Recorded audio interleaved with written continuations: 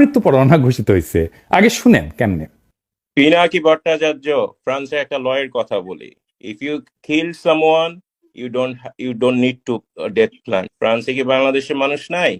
পিনাকির মতন একটা কুকুর এই ধরনের কাজ করে যাবে, কুকুরটার গলা কাইটা যদি এখানে কোনো মানুষের ডেথ প্ল্যান্টে হবে না, লাইফ ইন দ্য প্রিজন। বলতেছে ফ্রান্সে তো খুনের শাস্তি 10 বছর জেল, ফাঁসি তো দিবে না, তো পিনাকে খুন করে না কেউ কেন ফ্রান্সে?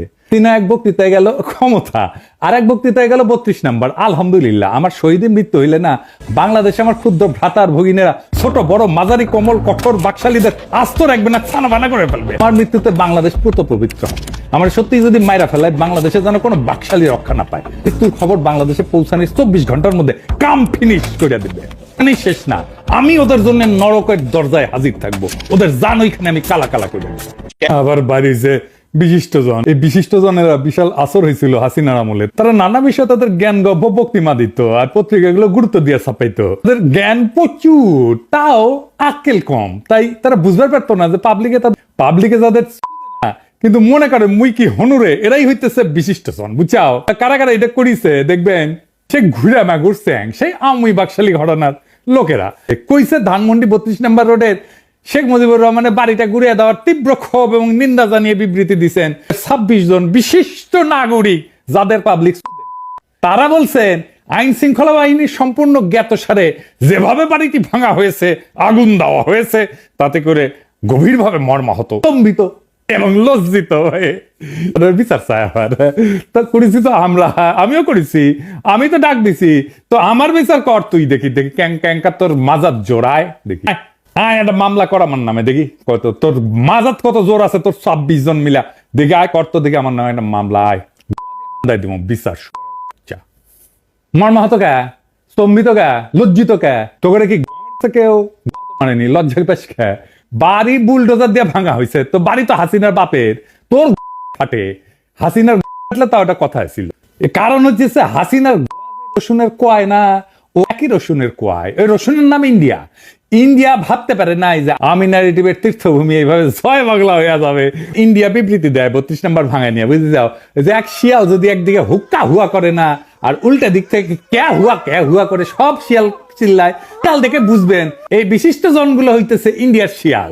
হুক্কা হুয়া দিছে আর ইন্ডিয়া থেকে ক্যা হুয়া করিচ্ছে, বুঝছাও? আবার দেখেন ইন্ডিয়ার টেলিগ্রাফ কি কয়, যে বলে এটা নাকি আইএসআই এর কাজ।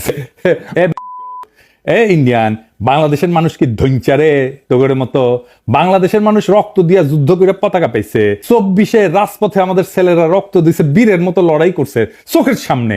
তোগের মতো আলোচনা টেবিলে বসে ব্রিটিশদের সাথে নেগোসিয়েট করে স্বাধীনতা পাইছে। বাংলাদেশের মানুষের রাজনৈতিক আকাঙ্ক্ষা একবার দেখে আমেরিকার হাত, একবার দেখে পাকিস্তানের হাত। পাকিস্তানের হাত কুটি আছে জানি না, কিন্তু আছে এটা শিওর। শালা ধ্বজভঙ্গ। এই জন্য তো ইন্ডিয়ান নায়িকা গুলা খালি বাংলাদেশে আসে, বাংলাদেশের আগুন বরাবর পোলাপান গুলোর আকর্ষণে আসে, বীরত্বে মুগ্ধ হইয়া আসে। আরো এসপি শালা 32 নম্বরের সাথে বাংলাদেশের গৌরবের ইতিহাস জড়িত নাই, আছে লজ্জা আর কলঙ্কের ইতিহাস। এই বাড়ি থেকে মুজিব আত্মসমর্পণ করে পাকিস্তানি বাহিনীর কাছে, দেশের মানুষকে গণহত্যার মুখে ফেলা নেতা নাকি সে। সুটকেস গুছে রেখেছিল, বুঝছাও, যে ধর্মীয়টি থেকে। তারপরে নাকি ফোন করেছে আর্মির জেনারেলদেরকে, আমাকে ধরে নিয়ে যাও। এই বাসা থেকে নাকি স্বাধীনতা ঘোষণা দিছিল। একেবারে মিছা কথা, মিছা কথা। বাংলাদেশের সরকারের না এখনই পাকিস্তানের আর্কাইভে খোঁজ নেওয়া উচিত। 1971 সালে ওই যে সোয়াদ্দির বডিগার্ডের যে মামলা হয়েছিল না, স্বীকারোক্তি কি দিছিল, সে যেরকম ধান্দাবাজ, তার বাংলাদেশের স্বাধীনতার বিরুদ্ধে এবং পাকিস্তানের অখণ্ডতার পক্ষে স্বীকারোক্তি দেওয়ার কথা। আমি 99% শিওর 1%-এর জন্য আপনারা পাকিস্তানে একটা স্পেশাল মিশন পাঠাতে পারেন, মিলা যাবে। আমি কইলাম এটা আরো আগে করা উচিত ছিল। ইনফ্যাক্ট সেই মামলার পুরা নথির নকল বাংলাদেশের সরকার নিয়ে এসে উন্মুক্ত করে দেওয়া উচিত। মুজিবের যে দুর্নীতি মামলা যেটা দেখালাম, যেটা 2 বছর জেল খেটেছে না ওই সোয়াদ্দির বডিগার্ড, সেই মামলার নথি উন্মুক্ত করে দেওয়া উচিত। আওয়ামী লীগকে মরালি দুর্মুষ পেটায় না করলে ওরা থাকবে না। এই সরকার, যে সমস্ত সরকার যে সমস্ত ভালো কাজ করে না, তার দায় এসে পড়ে ছাত্র জনতার নেতাদের উপরে, খেতে হয় তাদের। আর নতুন রাজনৈতিক দলকেও কিংস পার্টি বলে কটাক্ষ করা হয়, মানে ছাত্ররা যে দল তৈরি করতে যাচ্ছে, যারা গালি দেন ওই নেতাদের দোষ দেন। তারকে একবারে ভেবে দেখছেন যখন ছাত্র জনতা 32 নম্বর ভাঙ্গে, তখন সেটাকে কেন আর কারো কাজ বলে মনে হয় না? ছাত্র জনতার কাজ সরকার যেহেতু সরাসরি ঠেকানোর চেষ্টা করেনি, সুতরাং সেটা তো সরকারেরই একটা কাজ। আমরা সরকারের পাবলিক পার্টনার, তারা যেটা করতে পারতেছে না সেটা তাদের পাবলিক পার্টনাররা কইরা দিতেছে। সরকার পুরা বিপ্লবী হইলে এটা সরকার নিজেই এটা ভাঙতো। সরকার আধা বিপ্লবী জন্য সে চুপ করে থাকে, আমরা কামটা সেরা দিই। আধা বিপ্লবী সরকার হইলে তো এমনটাই হওয়ার কথা। নিজে কতবার কইছি এটা বিপ্লবী সরকার না, এটা বিপ্লবী সরকার না। আমরা চেষ্টা চরিত্র কইরা সরকারকে আধা বিপ্লবী সরকার বানাইতে পারছি, এরপরে আমরা পুরা বিপ্লবী সরকার বেনে দেবো এই সরকারকে। এটাই আমাদের অর্জন। তারা মূলত শেখ মুজিবকে ফ্যাসিস্ট বলে মনে করে না। তাদের কাছে বাকশালও একটা ভালো ঘটনা, সুন্দর কপ্তার পাদ, তো শেখ মুজিবের পাদ ওটা গন্ধ না, বুঝছা, সরাসরি বলতে পারতেছে না। সেই জন্যই এই মব টপ বইলা এই সমস্ত ধোঁয়াশা তৈরি করতেছে। সরকার গত 6 মাসে যা যা ভুল করেছিল, যে জায়গায় সেইটার কাফফারা দিতে হয়েছে আমাদের 5ই ফেব্রুয়ারিতে, আবার আর একটা জনফস্ফোরণ হয়েছে। এই জন্যই প্রেসিডেন্ট সরকার আরো সংহত হয়েছে, ভালো হয়েছে আমাদের জন্য। অপারেশন ডেভিল হান্ট শুরু করতে পারছে, একটা সুশীল হান্টও চালু করা দরকার। কারা কারা এই যে সব 26 জনের সুশীলেরও হান্ট করা লাগবে, জনতাই করবে।